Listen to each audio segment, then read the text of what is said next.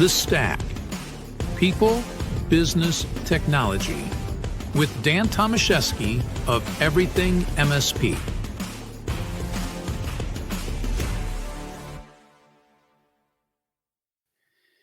Hello, everybody. Dan Tomaszewski here. Welcome to another episode of The Stack, where we focus on people, business, and technology. In today's episode, we are diving into the exciting world of 5G and its potential to revolutionize business continuity solutions. So joining us today, we have Steve Copeland from RYTHMz, who will share his expertise on how MSPs can leverage 5G to unlock new opportunities and drive client success. So let's get started. Let's bring Steve in. And there we have Steve. How you doing, brother? Good, man. How are you? It's been a while. Has been a while. Got to catch up with you a little bit beforehand, so that was good. Yeah, absolutely. It's so awesome to see you back and alive and kicking things around here in the MSP channel, man. Well, thanks. It's been a bit. I've been out for a little bit, but I did come back. It's been fun. I've been back now for exactly a year on February 6th. Oh, wow. Exactly a year came back. Congratulations. So it was your reintroduction back into the channel anniversary, right? Yeah, it is. It was pretty fun. So, I mean, first off, everybody knows who you are, but for those that might not know who you are, give us a little background about, where you've been in the journey. I mean, because you and I both have been in the channel for longer than we care to admit, right? A little bit. I mean, a little bit. The gray hair, the no hair on the head. You've happened to maintain a full head of hair, though. You're lucky. I did. The cool thing is your son, and I just want to make that shout out. Your son's in the channel, and now my son's in the channel. So we both have the dad and the son thing. So it's pretty great. Exactly. No, it's awesome to see the next generation coming in, and it just means that we're getting older, my friend. Oh yeah, a little bit. It's not the years. It's some of the mileage sometimes. So for sure, that's been been there. So what have you been up to? I mean, obviously, people know you. Your past as an MSP, but you're here in the vendor world now. I am. I was in the vendor world a little bit with Spam Soap way back in the day, right? I was kind of more in the background side of it. I left. I was doing. I tried to retire. Was not going to happen financially, or because I have too much energy, and kind of fell into. It's wrong to call it a private equity group. It's an early stage investment group. So the early stage investment group was there, and it kind of birthed RYTHMz, and it took a while for me to go, wow, this is really an MSP play. It took a while for me to convince them that it was an MSP play. And once we did, and we got that, and we started February 6th last year at ASCII in Costa Mesa, it's blown up. And now we've got a lot more support behind it. A lot of people really kind of grabbing into it. But really where I've been is just working with other companies technically. And we kind of talked about this off camera, but I'm basically running an MSP for about 36 different companies, but they don't get to fire me, which is the dream. Right. But the problem is I don't get to fire them. Right. So. Exactly. Yeah. So, you just mentioned, you guys launched at ASCII Costa Mesa a year ago, February 6th. And I think you mentioned just prior to us starting here, you're going to be there next week. End of the month, 2 weeks. So 27, 28, I think. 26. So I can only imagine that thinking back to last year being at that event to compare to where you are today. I mean, a wild ride, right? Absolutely a wild ride. I didn't have half of what we have now. I didn't have half the knowledge of what we knew of. Our partners are teaching us how they're using it every day, which is great. But even that, we didn't even have half of what I launched. When you say MVP, minimum viable product, we launched with minimum viable product. I was like, I've got some routers in a box. I think you can use it for backup. And they're like, what? And I'm like, it should work. And it was just really kind of funny how that journey has just grown. Yeah. So it was neat to be able to do it that way. We don't use the word pivot at my company, but we do use the word lighthouse. It's I keep going until I run out of the light, and I look for another lighthouse, and I just keep going down the coast, kind of thing. So it's kind of fun. Sailing in the dark is sometimes fun, but I can tell you, when we launched last year, we were sailing in the dark. I was like, I think this is a great play. If I was an MSP, I would do it. A couple MSPs that I knew were using it, but I didn't know it would go to the breadth it's gone to now. Where it's we've become mainstay for a couple partners that they've just literally launched into this hard. So, well, the thing I love about, the story you're telling, as far as, kind of what you started with and where you're today, is it reminds me of Guy Kawasaki talking about, don't worry, be crappy. And when, bottom line is, doesn't mean you throw out something that's garbage. It means you just get moving and you start getting it out there and you keep building on it and making it better. Because if you wait till it's perfect, your competition is going to surpass you. And I think that's a great, reminder for all of us as entrepreneurs, is that we always want something to be, like the end all be all, but we have to get it out there and, and address the need, fill the gap, and then continue to make it better and better and better as we go along, based on the feedback from our partners, our clients, and so on. That's awesome. It's interesting. I took it from Google Cloud, right? So the Google think tank of what it was. Yeah. And there's a guy that runs it, and he has a concept called the monkey in the pedestal. And my whole team knows this, and I'll give it to everybody out there as an entrepreneur. Your job, your task, is to build a monkey that can read Shakespeare standing on a pedestal, and he's got to be wearing a tuxedo. And then you ask, where do you start? Right. And everybody says the pedestal or find the right monkey. And I'm like, you got to teach the monkey how to read. That's the hardest part. It's like 90% of the project. If we can't do that one part, project doesn't matter. And so it's really kind of focusing on, all right, we've got this part. The rest of it will come. And the better way to have it come is not to guess what your partners need, is to work with your partners. And as a true vendor partner, we're going to mess up. And as an MSP, you're going to mess up. It works both ways. So how do we make that work together so that we learn from each other and build a better product? And that's really that next step of that Guy Kawasaki thing, is really going, all right, you got to get in the market. You've got to know what people are doing. And I love the monkey in the pedestal piece. They make jokes about it every time we're at work. So that's awesome. And, I'm excited to delve into the world of 5G with you. We've got a lot to cover, from business case for 5G, its impact on small and mid-sized companies, all the way to, revenue models and industry specific applications that it ultimately will unlock. And, I want to discuss some of the critical roles of 5G in business continuity, which is critical, and is even more critical as we continue to have clients moving away from on-prem, more to the cloud, 100% dependent on the cloud.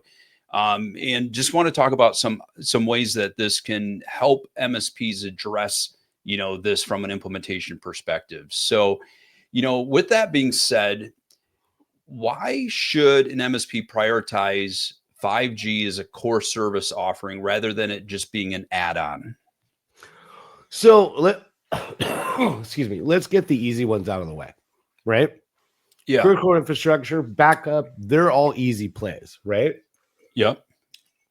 The biggest benefit you're going to have by using 5G, and I know some companies, and I'm not going to address their names or anything, some companies came in and were pushing 5G and 4G failover. And there's reasons it doesn't work. If you just put a SIM card in a router that's in a rack down in the basement, it's not going to get anything, right? Sure. So It doesn't have an antenna. It's not a hotspot. You've got to do more than that. So the reason it works better, and the reason that we've had it, I'll give you a perfect example. We're at a bar called the Mighty Axe in Phoenix, and we were watching a Tyson fight, which is the most horrible fight on the planet, by the way. So we wanted to watch it. It was choppy. Everywhere was just choppy feeds. Nobody was getting anything. We may have had a couple beers. My friend is the manager and owner of the place. I ran upstairs because our offices are upstairs into the office building, grabbed a 5G box, swapped just that TV to it. 0 lag or latency. Yeah. Because we went off of where everybody else was at on the cable network, and it was so good, people were leaving the other bars and walking in.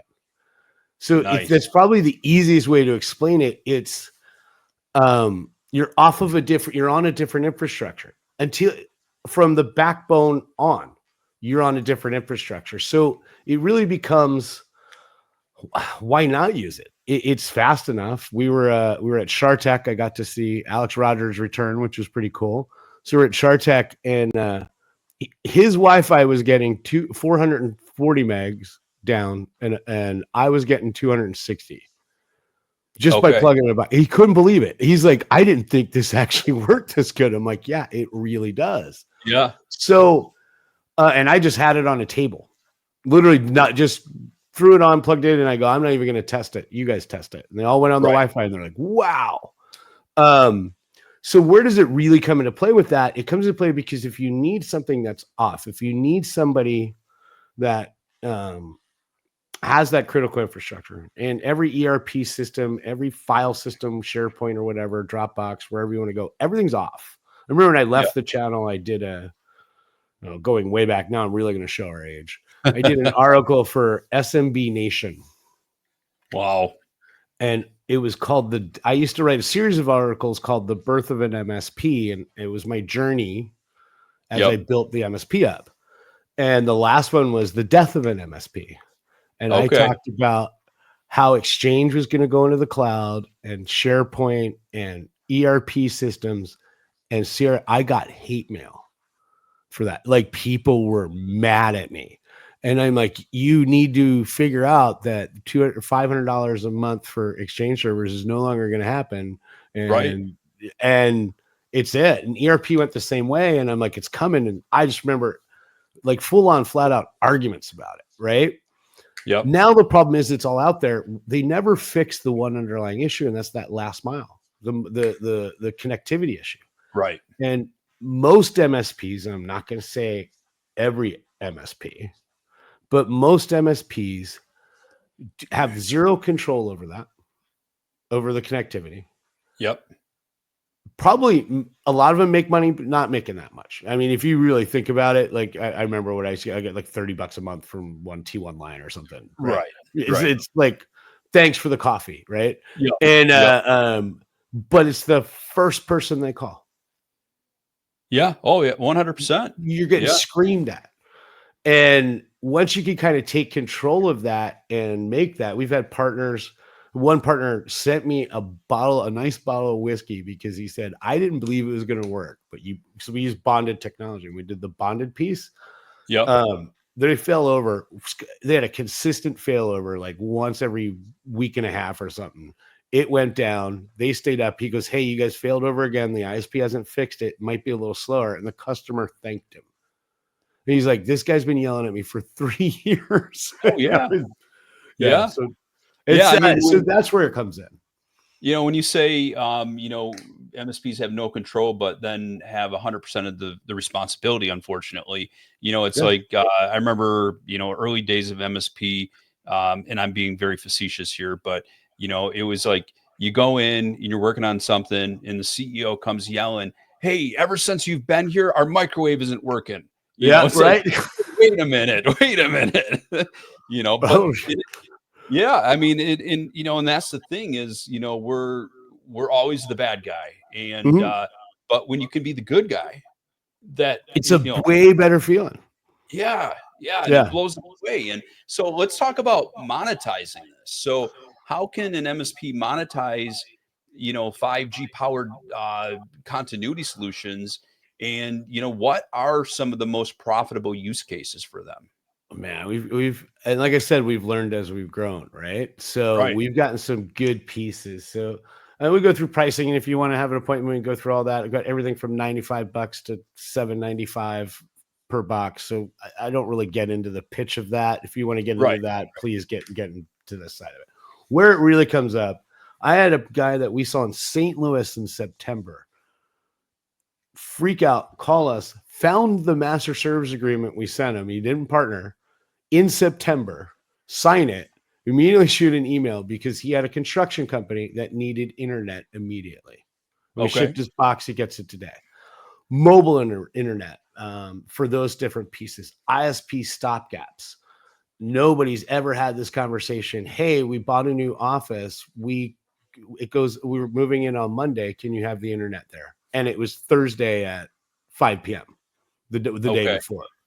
So, and that happens all the time. When I say that, usually everybody's like, oh man. So we come in as an ISP stopgap in that piece. Okay, they're not going to be here. And again, it's that win situation, not that let me fix situation. We take it to this proactive side. It's a way more fun. It's more fun. Your customers like you more. They said they can't have internet in there when we moved into High Street on Phoenix. I didn't know this, but it's like a very nice building. We have to have an architect to run a cable line. They have to approve it for a fiber line. And I'm like, and you know how much, and then they're backed up, and I'm like, this is ridiculous. I just threw one of our boxes out. We were on that for 6 months. I'm like, we'll pay for it later. And we had a vendor that did the same thing. We were running a pretty well-known cybersecurity company for 6 months, and I'm not going to name their name. Their entire internet and their NOC was running on our box. So because they could not get that internet piece in. So that's a big piece. Critical infrastructure. We've got a mutual friend, and I hate shooting names out, but we have a mutual friend, Dan, that's using it for veterinarians. They have like mobile veterinarian pieces. They're using it like crazy because now they have this 5G piece. We don't really compete with Starlink. We actually can incorporate Starlink into ours, so you can use both. So now you're really talking about this whole. I can incorporate. So when I started this, I had 2 rules, if you will, right? One, it's got to be anti-carrier, carrier agnostic, right? So we work with Verizon, AT&T, T-Mobile, doesn't matter. And then secondarily, I didn't want wasted bandwidth. It's got to be bonded. So we're able to bond all those 3 carriers. That's incredible.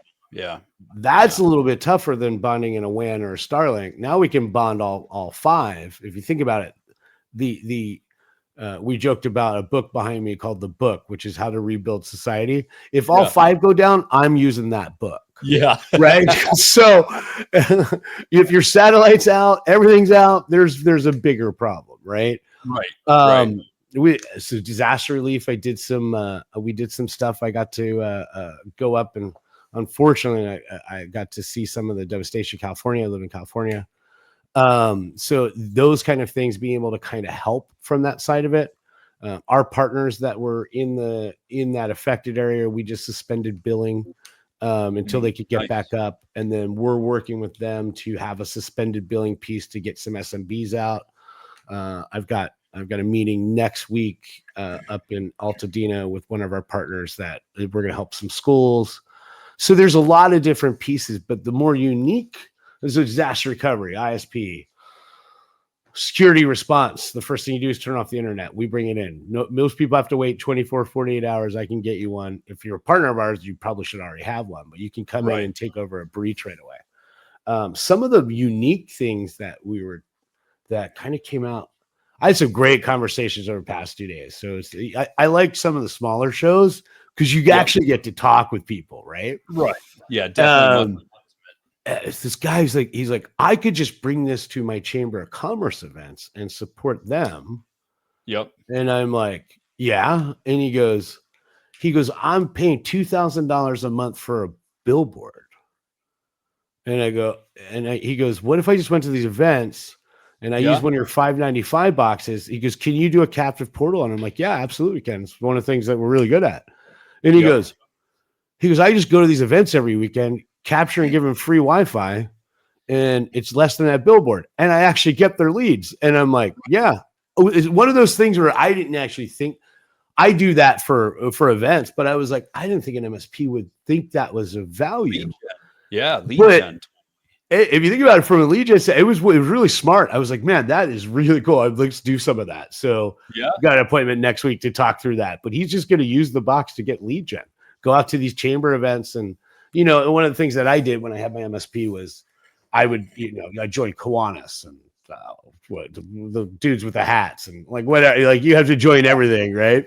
Yep. And, but they never had internet and they're always doing like galas and, let me do this auction thing. Well, what if you could bring the internet for free and do that? So it's that was one of the interesting things. Yeah. It was a very unique way. Events. We had, we do have competitors in the space. I mean, I'm not sure. Yeah.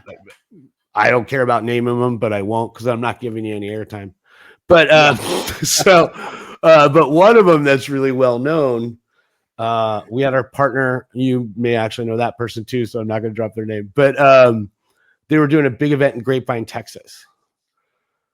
And what people don't realize, and as I'm getting MSPs to start understanding this, pop-up internet at events are $1,000 a day per box. Yeah, it's crazy. Yeah. Even hotel events that we've done, they're $10,000-$15,000 a day. It's the most profitable thing that hotels do at conferences. Oh, we're going to charge you for internet. Oh, by the way, it's only it's a T1 line. Yeah. You're literally like, you hear the AOL server spinning up. So somebody at AOL turned a light on. Oh, they like us still. But we were able to do that. They had this Grapevine event. It was $8,000 for this event that they were just doing as a pass through. Okay. Right. Yeah. And then I go, well, why don't you do me a favor? Why don't you call them in Grapevine, Texas? I go, I told the MSP, I go, why don't you call them? And she goes, oh yeah. I go, call them, see how much they'll give you. I mean, like for a referral fee. She goes, oh, that's smart. That's a good idea. She goes, it's too late to get you in there. And I'm like, she called me back like a couple hours later, furious. Okay. $8,000 to do the event. They offered her $500. Oh, wow. Isn't that ridiculous? And I was like, she's like, how much would it cost to do that event? And I go, well, how many boxes is that? And she goes, 6. And I go, it would cost you about $3,000. So you'd make the $5,000. She goes, so I could double what I'm paying you, give them a discount and bring it in. And I go, yeah. And she goes, send me out a box for proof of concept. I want to see what it does.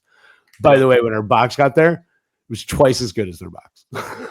She's like, because a lot of these guys do this $10 per gig charge and all this other stuff. We have that now, but I can't stand it.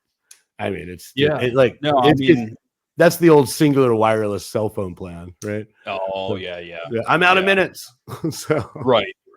The whole needs with our clients, I mean, no matter how much we plan in, try to be on the front end of, what projects they've got coming up, they are always last minute. And, I mean, I remember, this, slightly, similar, but I remember a client many years ago saying, hey, we need you guys out to identify where, to get some cabling run, and we need to get it done before the drywallers come in. And I'm like, well, when are they going to be there? They're like, well, this afternoon. And I'm like, I mean, those are just prime examples where, like you knew when it was going to be, they changed things around. And then, you have to jump, and, if you don't jump, somebody else will. Yeah. And you don't want to risk them calling someone else that potentially could swoop in and take over your business. Yeah. Well, everybody's a managed service provider now. Yeah. So, right. Yeah. What challenges do businesses face with adopting 5G, and what can MSPs do to help overcome that? I think it's I think it's really just an education piece. Once they get it and they realize it, it's pretty standard for them to understand. Oh, it's just internet. And the internet is so. I mean, I remember paying $1,800 for a bonded T1, and T3s were $3,600. Not to show our age, but yeah, like those kind of days. I think the biggest thing is understanding the difference between us and like T-Mobile 5G, right? T-Mobile will come out and T-Mobile's making a huge push, hard at us. We're about to be in their beta program for that satellite piece, by the way. So there's a lot happening there. But the other piece of that is having them understand the difference between a home 5G internet and a real enterprise class or business class 5G internet. I think that's the biggest challenge. Like, why would I pay that? I can pay $100 for T-Mobile. Well, the problem is, and I know a lot of MSPs have done this, and I've known a couple that have got caught. The only because of the way the towers work, it's not the 5G, it's the towers.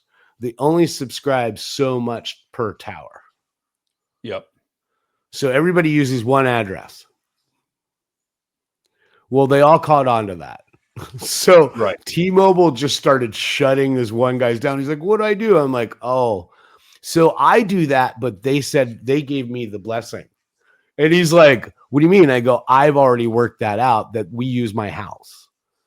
And he goes, what? And I go, yep. And they just put a number beside it. It says my address A, address B. I think now we're at like 3 A's, right? Or three letters behind it. So they know that this one's okay. So they work at T-Mobile and Verizon worked out this system that they know I can do that, right?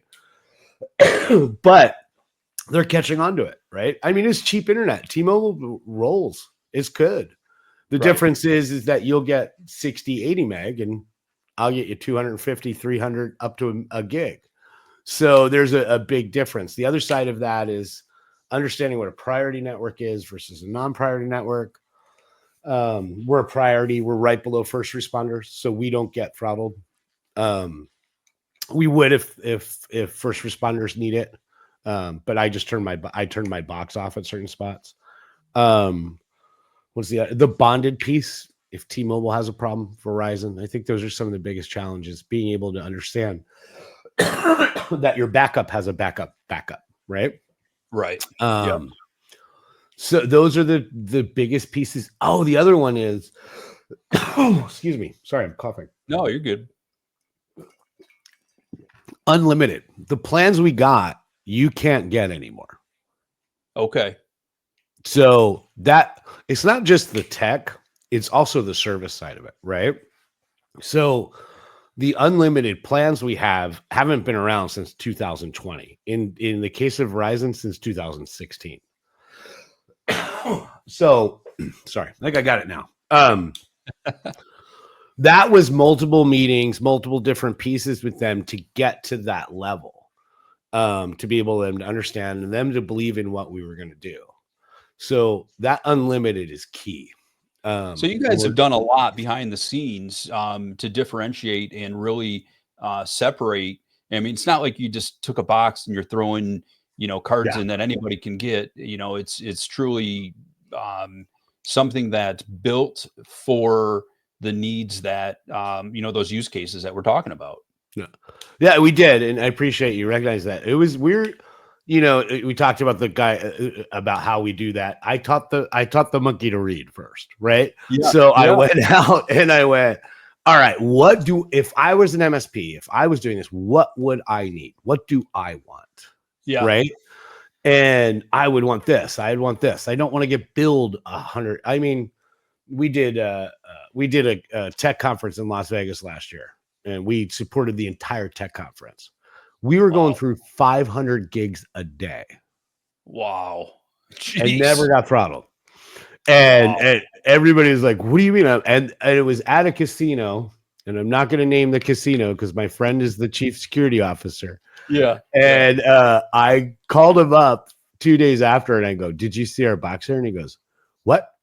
And he knows all about it. And I go, I can see our boxer. And he goes, He goes, is that what that was? And I was like, yeah. And he goes, nobody can figure out what it was. He goes, we didn't really worry about it because it wasn't touching our infrastructure. He goes, I'm laughing. He goes, that's brilliant. He goes, you guys are going to kill it. And he goes, we didn't even, he goes, it blipped on our radar. It got brought up to him. It blipped on his radar and he just went, oh, it's probably a hot spot and walked away. Didn't even think about it. So that was pretty cool. Yeah. But having that, the other big thing, talking about that MSPs need to watch out with, if you get some of these, they have this data limit piece. So what they're doing is using what's called an MVMO, which is a mobile operator, right? They're not really Verizon, AT&T, and it's cheaper, but they charge you $10 per gig. Jeez. Right? Yeah. Imagine doing that at 500 gigs. Do the math really quick. Right.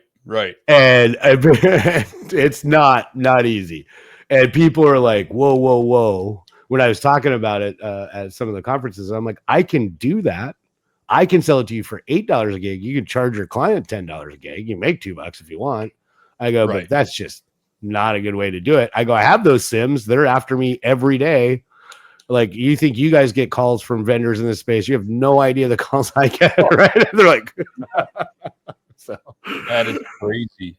Yeah. So, as we wrap up here, I think one of the biggest questions I have for you is, what steps should an MSP take to start integrating 5G into their service offering? Really, I think there's two different ways you do that. You got to identify your mission critical apps, right? Identify who your mission critical companies are: hospitals, dental offices, veterinaries. If you identify that piece, the biggest thing that you can do with that is really go, all right, let's look at your backup solution. Do you want to use your backup as a primary along with your primary? That bonded piece, being able to have increased bandwidth instead of just decreased piece.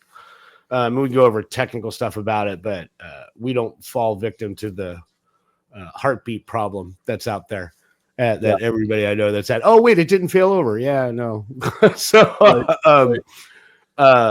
So when we could do that piece of it, that's really good. Bringing in there, ripping out something they're paying $1,200 a month for. We had a partner that we identified that, and the client for the first time said, every time our primary goes out, our backup goes out as well. And I looked into it and I'm like, oh, it's on the same circuit. And like, well, we bought it from this company. I'm like, yeah, who bought it from AT&T? It's still the same circuit. Yeah. So identifying those stopgaps, that's easy wins. The other thing that we did, and I've got a couple partners doing it, we're working on, and it'll get announced probably Q2, Q3, predictive downtime outages. So we're using historical and some other different pieces. And I'm a data guy. I'm not the sales guy. Dan knows this. I'm a nerdy engineer guy. I love it. So I've been working on this for a while. How do I predict outages? And then my whole concept was really simple. And it happened because my air conditioner went out. Right. And I'm like, well, I called the guy who left the sticker, but it wasn't the guy I liked. So I had to go find the guy I liked. I'm like, why didn't you leave a sticker? You fixed it last time. You're the old guy that knows how to fix this stupid air conditioner that I don't want to buy a new one for it, right? Yeah. And he's like, oh, I should leave a sticker. And that kind of clicked in my head. And I went, if your internet goes down and you have a sticker. So we're talking about developing marketing campaigns, co-marketing campaigns with our partners right now, so that they send out, like, if we can predict in August of every year, there's an internet outage in this area. Yep. Blast it out. Right. Leave that sticker, because if their internet goes out, they're going to pick up that little postcard. Where's that postcard? And I've seen people do it. I've done it. Where's that postcard for that guy? Right. It's a very cheap, very easy way to get out, but you've got to do it at the right time. So that's kind of one of the things I'm working on. So yeah.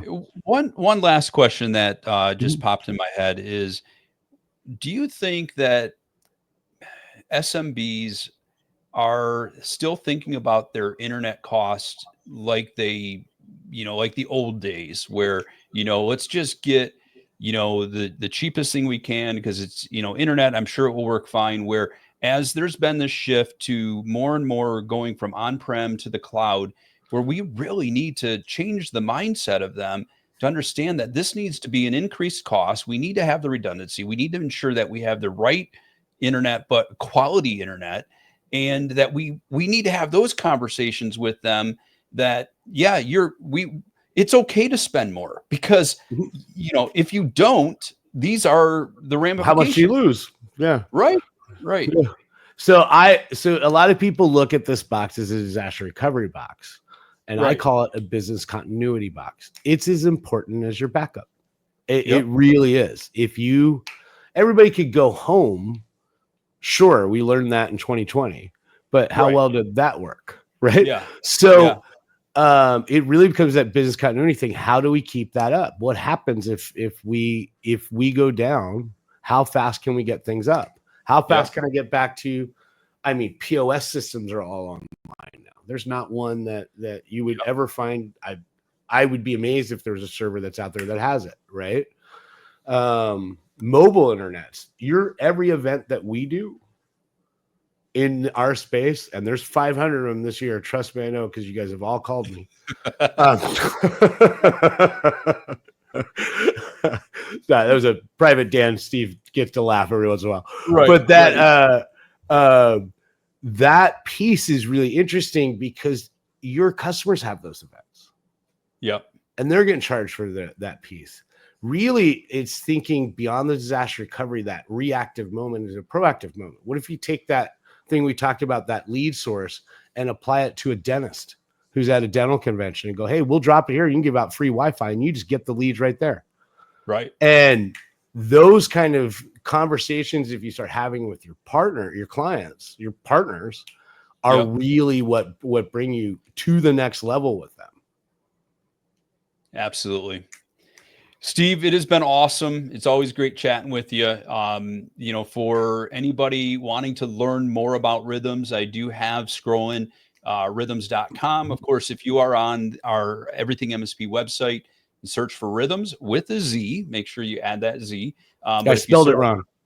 Yeah. when you are on our site, just search for RYTHMz. We've got a lot of information on our site about RYTHMz, and also it's a great way to be able to connect directly with RYTHMz.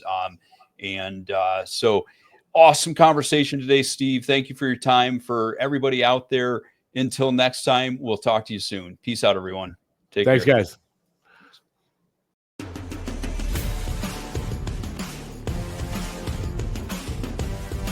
Thank you for listening to The Stack.